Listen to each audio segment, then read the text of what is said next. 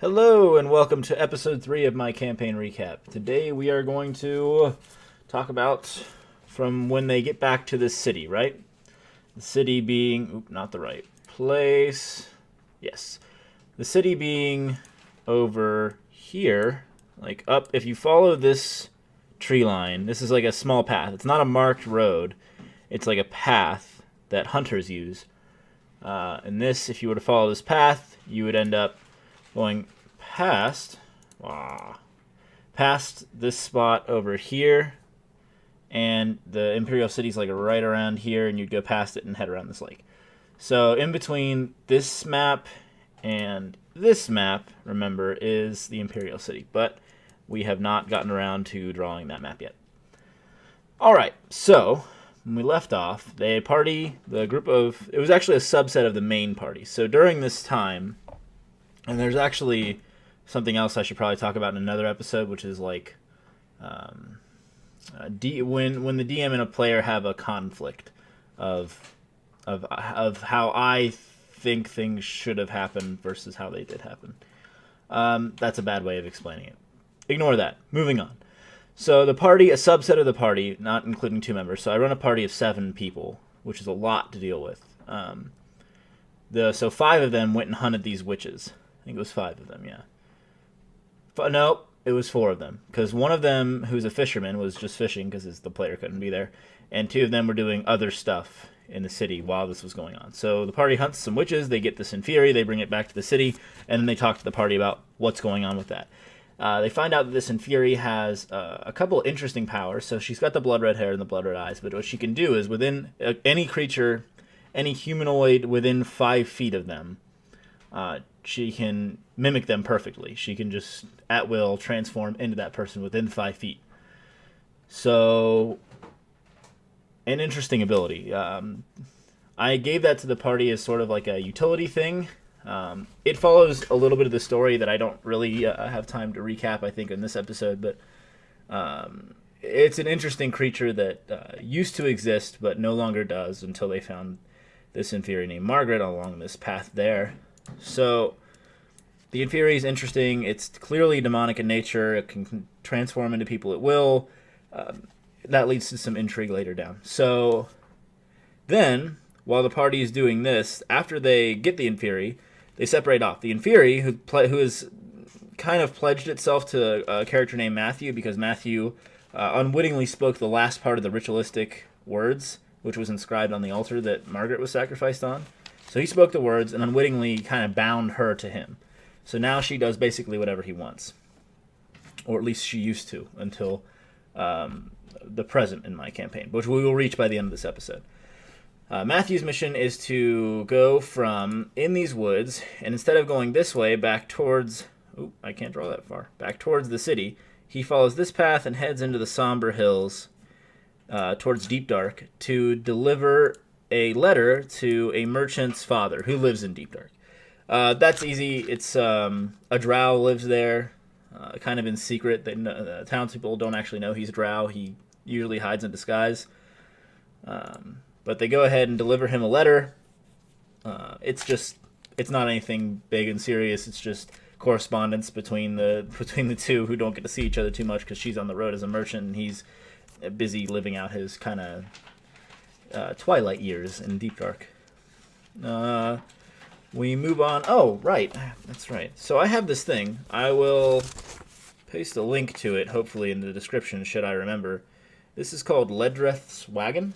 It's something I got off the DM's Guild. It's Ledreth. Ledreth is the name of the character who had this letter delivered. And by the way, that's a possible side quest right there. They leave it right there for you. I kind of put my own flavor into it, but they kind of outline that they have this possible side quest, and I thought, why not? Sounds good. Basically, what this is it's a list of magic items that this wandering merchant named Ledreth has. She's kind of cool. She has some interesting stuff about her. I'll let you look it up if you want to. But I went ahead and used this. And as a quick review of this product, I would recommend it. I would say that the author may have been a little too excited to put it out right away, because there are some very glaring grammatical and spelling issues, which I usually don't care about, but it was just... It was probably a 20-minute review of this from it becoming like, oh, why am I? Well, hopefully that'll focus. Oh, look at it.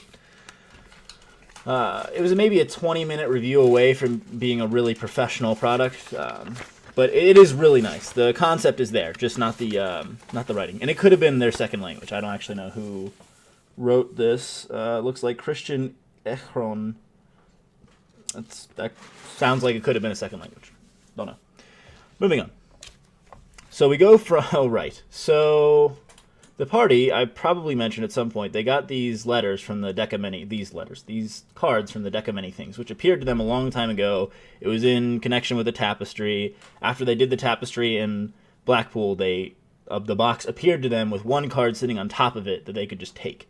So they've had that one. That was the Ace of Wands. Now, that one allows them to change time. They drew other cards from the deck that did good things. One of the cards that they were able to keep is called the World. I don't know if that's one of the actual ones from the deck or my own creation. I think it might be my own creation. But it lets you teleport a number of people wherever you want with a lot better accuracy than the spell does. Dog. So while they're in this library, they're trying to find other places of power, like other storages of knowledge that may not have been tainted. Since Renwald lives in the Imperial City and it has a prominent place in the Mages Guild, he's probably had plenty of time to corrupt the Arcane Library there. He's had about 600 years since then to mess with it and make history what he wanted it to be, or just blot out stuff that he didn't want people to read about. So it's hard to take everything inside a library with, like, at its word, because he's had so much time to change it. So the party thinks about this, and they decide they want to look about other places that Renwald may not have had as easy of a time to get to. Now, they come up with a couple of places. The Valley of Endless Paradise, which is up here. Is it? I may not actually have it. I may not have it on... Nope. Do I not have it? Northeastern Wilds. That should be right. Oh, yeah, this is it. Sorry. There it is. So, okay, here we go. Yeah, see this big black line here? This is a big wall that walls off this whole area, which is called the Valley of Endless Paradise, or at least it used to be. I forget what it's called. Now it's called the Valley of Shadows, the Dead Sea, and the Verdant Hills. It used to be a place that was very beautiful and nice. Magic was very saturated there. It's another convergence point for magical ley lines. So magic was very popular there. However, when the Spire detonated, and it basically was pulling magic away from the other ley lines. So basically it was stagnating magic away. So this place got hit with a magical plague that sort of... it ruined everything for everyone that lived there. So everyone fled, most died. It was not a good place to be. Basically everything magical there became corrupted and stopped acting the way it usually did. Golems turned on their owners. It was bad. But they hear about this place. They hear about Vorukoth has a library they can visit. They hear about one in Redwall, which is my own... It's like the outer city to a dwarven city that's down farther south. So if you were to go, say this is the map we're on here, where the Imperial City's over here, and the Northern Highlands are about that way, then Redwall is down this way by maybe a couple hundred miles. So pretty far away. But they hear about another place, which is a legendary library. It sort of has fallen into legend in the past several hundred years. It's called the Dead Library. I basically put this in front of them as something they would have to quest for a while, getting stronger, so that when they finally arrived there, hopefully like a level 14 or 15 characters, they would be equipped to handle what was inside should something go wrong. They're level 6 right now, not all of them. Some of them are level 4 at this point. And one of our players, the player who has the world card, says to himself, this seems like a great time. I've put this legend in front of them, and I didn't consider that he had the world card, and why would I? I don't want to have to consider every possible outcome. That's part of the fun of D&D, is having to roll with what they do. That's the juice for me, at least. So they use the world card. He uses the world card without actually consulting the party. He's like, I pull out the card, we go there. I'm like, okay, roll for it. He rolls. I just had him roll to see, I think had him roll a d20 or a percentile dice just to see if it was really bad or acceptable. And I think he rolled pretty well, like really high. So I said, okay, you arrive in this dark hallway. It's stonework hallway that just goes back, and then behind you is pitch black, like just nothingness behind you. And in front of you is this hallway that goes down for you can't see the end of it. They walk down that for about 15 minutes and arrive at this old, worn, double wooden door. They open it. It's not locked. Oh no, it actually has a super nasty trap on it that Renwald put there. I don't think the party knew it had that Renwald had put it there, but I'm sure they could assume. By the end of this, they could probably assume. So they get hit by that. It deals a crap ton of damage because they were just kicking open the door. So, whatever. They get in, and then there's this lobby room with this desiccated body sitting behind the desk. It gets up and sort of it like sort of talks to them. It seems like it's a programmed sort of thing, and it asks them for it asks them if they're there to check in as guests or to like visit the library. So eventually they find out that you can't enter the library to look at it unless you're someone who's like going to be a permanent resident, or you're going to give knowledge to the library. So they had a couple like magic books or historical books, put them on the table, and it allowed two of them to get into the library. They accepted the creature accepted the knowledge and then bestowed upon them the ability to enter and leave the library at their discretion. So I thought entrance through knowledge was like a really cool idea for this library. I don't know if I got this from somewhere else. It seems like I don't think I'm clever enough to come up with this on my own, but I may have. I don't know. So the library, when you get in, it's a big cylinder that goes up and has a big rotunda at the top. It's got 4 strange golem-looking creatures in the center. It's a huge lobby in the center with like candles that burn forever, wonderful chairs that have seemed to have stood the test of time. It's basically like a reading room in the center. So in the lowered platform of the floor, they have this reading area. Actually, I think I'll just draw it here for you. So if you walk into the library, here you go. Here's the entrance. Here's the cylinder that everything's in. Here's the lobby. So the lobby, the reading area is kind of in the center here. The golems are here in the reading center. They take 4 corners of it. From the side, the library would look like this. And a rotunda at the top and then down. Kind of like a silo. Think about a silo. So there's the rotunda, and then it's separated into a few tiers. So here's the first one. So I can't draw. It's 3rd and 4th. There are 4 tiers in the library. 1 through 3 you can get to through a spiral staircase that goes through these 3 stairs, these 3 floors. The 4th one has no staircase to it, or nothing visible. You actually had to they had to finagle their way through a couple of dex checks and some jumping, or you can fly up to that point. But the 4 tiers are as follows. The first one is magical knowledge is stored there. Second one is militaristic knowledge. 3rd tier is history, and the 4th tier is religion in the planes, like the origins of everything. The cool thing about the Dead Library and why it's called that is people are chained to the wall. I know I got this from somewhere. People are chained to the walls with bookcases next to them, and it's their works that they created in life. Now, you can light these strange black candles that don't burn down next to them, and they will awaken. They will come back to life, like kind of like a Speak with Dead spell that will allow you to ask questions to the expert themselves and get a response, which is they took them till the very last person to realize that was what the candle was for. So before then, they were just pulling books off the shelves. Now they noticed that some books were missing, and the creature, like the person, forgets part of their knowledge. The bookshelf acts as kind of like a data storage bin. So if you took out, like if you had a book about their childhood on there and they wrote it, if you took it out, they would forget their childhood. Now they're able to retain some memories just by talking, but that's kind of the thing. Like if you remove books or destroy the books that are there, they lose some of their knowledge, which is why it's called the Dead Library, is because these people are there to answer questions for you instead of you having to read, which I thought was really cool. I know I got this from somewhere. I wish I could give it some credit. They go through, they get up to the 4th tier, they ask some interesting questions, they find out some really interesting stuff, like the spire was rock solid. It shouldn't have detonated. It had to have been done on purpose. So they figure all that out. They get up to the fourth tier and they realize that once they talk to someone in specific, who's a guy whose last name is Talvathar. Now I think they've heard that before, but his last name was Talvathar. He's this historian who talks about Renwald. He talks about knowing Renwald specifically, and many of his books are gone. The guy next to him is the architect for the spire itself.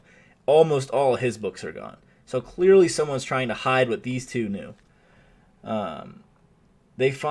He doesn't like Renwald and knows that, so he points them to a false wall on the fourth floor where Renwald has stored this sarcophagus. Now, I can't divulge what exactly it is, but it has an elf form of Renwald in it, along with a magical book and robes, and basically it seems to be some kind of like resurrection chamber or something like that, that Renwald has saved a copy of himself or something like that. Or maybe this is like the real Renwald, and Renwald's the one that's parading around the world isn't actually the right one. But they also have this strange golem in there that's got tons of eye slits all through. It's called an eye golem. It's found in, I think, the Tome of Beasts as well. They find out that they go ahead and they crack open the sarcophagus, which is a terrible idea because when they lit the Talvathar guy's candle, it set off a little alarm, like the spell alarm, which told Renwald, okay, people are here. So then I started a timer that said, he's coming, he's on his way.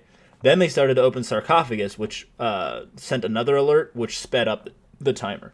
Because once Renwald got the alert that someone was in the library, he's going to be curious, but he might not be rushing to get there.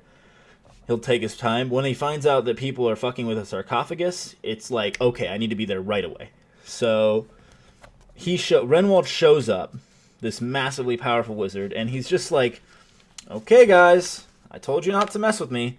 And he basically starts killing the party. By the end of the combat, Renwald has killed 6 of 7 members. I think he outright killed 3 and banished 2 to different planes. And then the very last one, who had like 10 hit points left, happened to be the guy with the Ace of Wands. I did not plan it that way. I pride myself on the integrity of my game. So what happens. Players should always feel like if something bad happened, they did it to themselves. It wasn't me doing stuff to them because I felt like it. Or unless it was like a narrative thing. But I don't think there's ever a good narrative reason to kill your whole party. That's just not the kind of DM I think I am or would enjoy to be. I would never kill a party member in like a narrative way. It would always be something that happened, like you attacked an ancient lightning dragon, so it killed you. I also would never put that dragon right in front of the party and be like, you can't pass this unless you attack it. So I guess, you attacked it. Oh, you died. I try to be not a dick when I'm DMing, which I feel like every DM should do. Though I've heard stories about some DMs who have some kind of like emotional issue and want to kill their party members for some reason. I'm not that guy. So the player who happens to have the Ace of Wands is like, he pulls it out, he's like, here, I'm going to use it. And what it does is, for me, I said it, you can take 7 minutes of the past and make it whatever you want it to be. You can change 7 minutes of time. And that could be really powerful. So you could undo like a life mistake, or you could alter maybe the course of history, which I said kind of stay in the bounds because I don't want I think my players have enough respect for me to not be like, okay, I go back in time to when Renwald was born and I kill him. Like, that's okay. You kind of ruining the campaign there. But I kind of explained that it might be the express purpose of it was more for like them to get out of a mistake, which I feel like it was a good narrative way for them to get out of a mistake. It also was gifted to them by some entity within the game, which they will find out who that is in the next few minutes. So Renwald starts murdering everybody for messing with the sarcophagus. Clearly it's important to him. Now, only 2 of the party members could actually go into the library, so all the rest of the party is standing out there waiting for them to come back and forth to like play a game of telephone, relaying to them what they've learned. So their knowledge of what actually happened in there is limited. The party member who survives and brings everything back, no one there remembers anything except for the guy who used the card. So only he has the knowledge of what happened there. And no one was able to relay to him that there was the sarcophagus with Renwald in it before everything went to hell. Like, one of the players yelled out, "There are 2 Renwalds." Me and the player agreed that you probably don't really know what that means. That could mean anything. There are 2 Renwalds. Anyway, he undoes the mistake, and they happen to use this world card when they were in the Undercity. I now know that that's something from WoW, but I didn't at the time. I just thought I was being clever. So the Undercity for me is under the Imperial City, which is built up like Minas Tirith on a wall, on the wall side of the mountain. It's a lot more like radial. Is radial the right word? It's a lot more spaced out than Minas Tirith is, and has a lot more around it. But it's basically built up a mountain like Minas Tirith, and that's from Lord of the Rings, if you don't know. Under the mountain, like inside the mountain, since the humans allied with the dwarves to basically stave off destruction early on in the war, the Great War, the dwarves were able to build a little town of their own under the Imperial City as kind of like a gift from the humans to be like, hey, we want you to be here all the time. So they built the Undercity, and a lot of dwarves live there and kind of have their own little government going, but it's definitely under the Imperial City. It's basically a place for all non-humans to go. All non-humans that are not of standing or whatever. So like the lower class non-humans, they live in the Undercity. Yes. Okay. Then I've probably mentioned there are some purple-eyed folks. If I haven't, there are. They saw them at the very beginning of the campaign. So I don't know if they remember this, but at the very, very, very beginning, like day 1 of the campaign, first 15 minutes of me talking, I explained that they all wake up in a tavern after seeing a group of purple-eyed people talking at one of the booths. And then they wake up and they're in that tavern, but no one's at the booths. These people show up a couple times, but they never interact with the party. They've always been staying away, keeping their distance. Now, after they used the card, which remember was associated with the tapestry, which was associated with the purple-eyed people, a watch captain, actually he's the high in what's his name? It's Inspector, but it's like the Middle Ages version of Inspector. What's that? Inquisitor. He's the High Inquisitor for the Imperial City. So he goes ahead and is waiting for them at there's only one tunnel in and out of the Undercity. He's waiting for them at the end of that tunnel. So he basically is sitting there with royal guards, sort of waiting for them to come in, and he's like, hey, I think we should talk. They don't know he's a purple-eyed guy yet. He brings them up to the keep, which is built into the side of the mountain next to the Imperial City, and he brings them into a big banquet hall chamber and basically sits down and tells them, we are Legion. We're the Legion. That's what they call it themselves. He admits that the name is stupid, and you know what? I feel like it's not the best either, but what are you going to do? He explains that the purple-eyed folks, Legion, were the people who brought this party together initially, which they know because they just randomly ended up in a tavern, and they knew it was associated with them.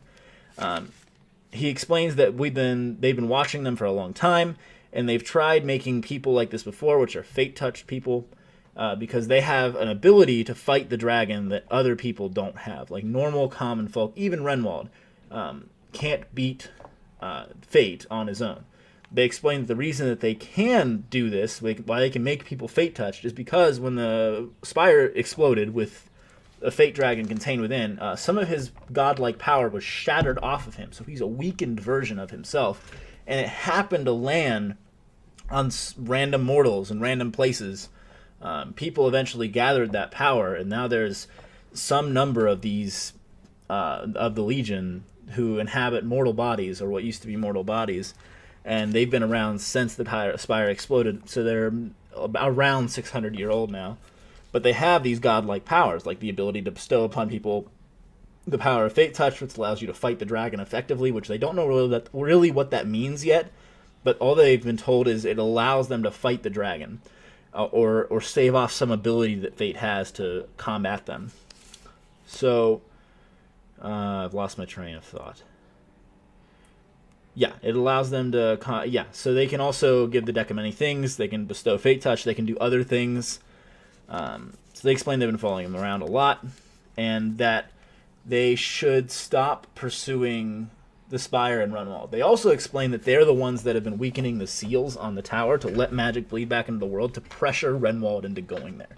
Because they know that for Renwald to make a move on the Spire, he's going to have to open a way in, and they're looking for a way in. So they know that he's the one that knows how to do that. They don't know how to do that. So they're trying to pressure him by weakening the seals to get him to open up a way into the Spire, which the party have already been there, which is what that gemstone does. I don't know if they explained that to the Legion, how that happened. I don't think they mentioned it. So the Legion doesn't know about that. The High Inquisitor basically explains, you guys should sort of take a step back. We're going to stop weakening the seals. You need to go grow stronger, and we want your help. Now, they explain that what they want, they're one of 4 factions the party knows of going for the Spire, right? They explain that what they want is to become... They want to destroy the dragon and siphon the rest of his power off into them and become gods on the material plane. They explain that they think they are going to be just good rulers and that they're the best hope for humanity and peace in the world. Who knows whether or not that's true? I know. We'll find out.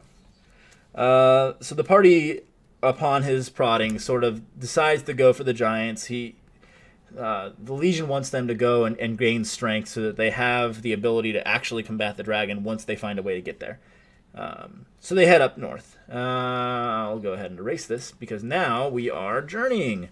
By the way, one of our characters, Roland, they're finding out more and more that he used to be some kind of like super raider murderer, but he has no memory. So Roland has amnesia. But they find out around this area, and they've been getting hints here and there, that Roland actually has like a huge bounty on his head. And it's the bounty is out of Palander's Cross, but it might have been like requested by a lord in Quanma. I'm not sure. So the party's heading this way. They take the path. They go up to Penkirth. As they go through Palander's Cross, they realize that there's like a ongoing search for Roland. They use his name, and then the guards show up to the inn they're at, and they just look around. They narrowly avoid being captured by... I don't want to explain it, but it was pretty funny. One of the characters had to get naked, and it was awkward. But they narrowly avoid that situation. Laughs were had. They head up north farther, head through Mill Falls, and they're taking this direction. So the Halfling Hills, which is basically where halflings and gnomes live. It's not a specific like country. It's kind of its own city-state comprised of many little city-states. So every village and town in the Halfling Hills is its own government to itself. There's no real governmental structure here. It's just its own thing, and they've always had their own sovereignty. Mostly because humans don't really see them as a threat. Elves never really wanted to control them. No one sees these guys as a threat, and they're happy to not be involved in the normal politics. So these guys are kind of like Switzerland, more or less. They just stay out of things. The party heads up through Mill Falls, and somewhere in the Halfling Hills, I'm going to give you an idea. So this is Northern Highlands is kind of like this way and this way at this point. Remember, Imperial City's this way, Dwarvens and Elvish. Redwall's this way, and also the Elvish. I will take a picture of my main map, my continental map, and I will show it to you one of these days. Yes. Also, this might be a long video because I'm going to finish the campaign recap, but I promise we're close. We're almost to last session. Okay, head through Mill Falls, and they end up in a little town called Truffledot. I thought that would be a cute name for a little halfling village. So it's called Truffledot. And in Truffledot, they meet a tavern owner named Flax Treewing. Now, there's some flack going on between the Inferi and the party, because they don't like her. Specifically, 2 characters don't like her. It's Jethro and Davy. They don't like her, and when Jethro gives her shit, she says, "Why don't I just transform into you and commit a murder in your name?" She's obviously, a session ago, maybe before that, the player playing Matthew gave the Inferi, he said to the Inferi, I want you to have more free will. So he basically gave them free will, kind of like a house elf in Harry Potter. once you give them the sock, there's no going back. You've done the thing already. So he tried to take it back after a little while, realizing what he might have done, but it was too late.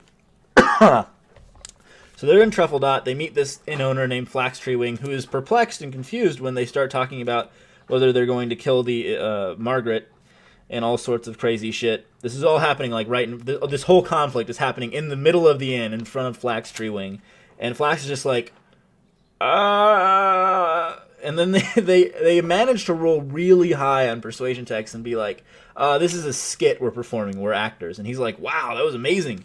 I totally bought it, so you guys should take the inn for free tonight. Food's on us. We really enjoyed the show. And so they sleep there, no problem. More plotting is done to try to kill Margaret. And then as they're leaving the town, they see a couple of burned down houses, and they ask the halflings there what's going on. And the halflings there mention, oh, we've been besieged by raiders for the past few days. This is me trying to give the party some combat, because we haven't seen combat in probably a month or more at this point. It might be more than a month at this point. There hasn't been much combat. It's been a lot of narrative, talky talk. And I love that stuff, but I understand that combat is good and it keeps things kind of fresh. So I'm trying to put some kind of combat in front of them before they get to the giants. So they find out these guys' houses were burned down, and they're like, oh, great, this is Eric giving us a chance to do combat. And I'm like, yeah, totally. So they say, oh, they're only probably a day and a half north. So they head north, and they find this group of, a group of people off the path, and I set up this huge battle map.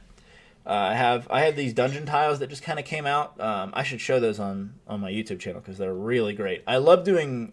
We have minis and tiles, and that's kind of how we do combat. We don't really do Theater of the Mind too much, mostly because I have 6 players, and Theater of the Mind is going to be way too much for us to track. So I give them this huge sprawling I hit the microphone. I give them this huge sprawling combat area. I put down all the characters everywhere, and one of my players is like, okay, do they look like the bandits? And I say, well, what do you mean by that? What does a bandit look like? He's like, are they armed? I was like, well, yes, they're armed. He's like, are they wearing like a uniform? Are they wearing armor? I was like, yeah, they're in leathers. Some of them are in armor. They have different colored armor, different colors. They don't look.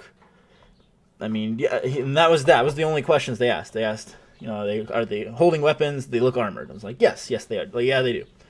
And they go ahead and do their surprise round. They kill about 2 of them and drown one of them.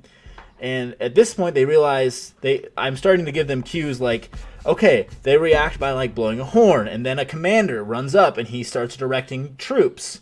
And they're starting to realize that these are really organized bandits. It dawns on them all too late that by the time they've killed 5 of them, that this is not raiders. This is some sort of militia. And I'm feeling pretty smug and proud of myself at this point because I got them.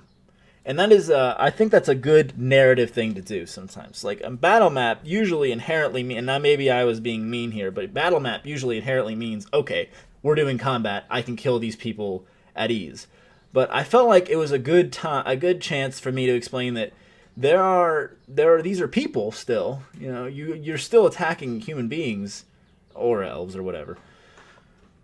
So they go ahead and retreat. After they realize what they've done, they retreat. And now, this is pretty much where we left off last time, is they find out that they took one of their horses, and the horse had a bounty on it and orders for the militias. This is the reason they have different armors and everything, is this is like a cobbled together militia from the surrounding villages and settlements that have been called up to go and liberate Truffledot, which has been taken over by a raiding party and their leader, Flax Treewing.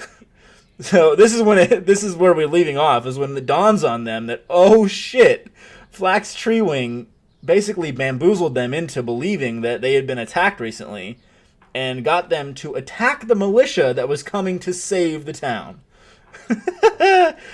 Which is going to be great. That's where we're going to pick up our next game, which is this Saturday.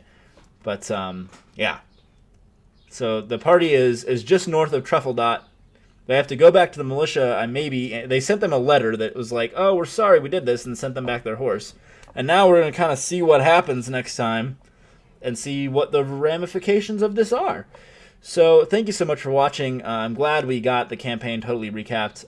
From here, what we're going to do is I'm going to make a lot more videos on the world. So I'm going to explain all these places. I'm probably going to take a video each and do like Mill Falls, the Plane Tree, Penkirth. I'll probably start with the Northern Highlands since it's the easiest and I know it the best. Maybe we'll do more than one at a time, but from here on, it's pretty much going to be, I'm going to take episodes out and explain my world so that you can use it, or you can use an analog of it. Yeah. So thank you so much for watching. Leave a like, comment, subscribe if you want to see more, but mostly share it. I would love to see the channel grow a little bit. Anyway, I will see you later.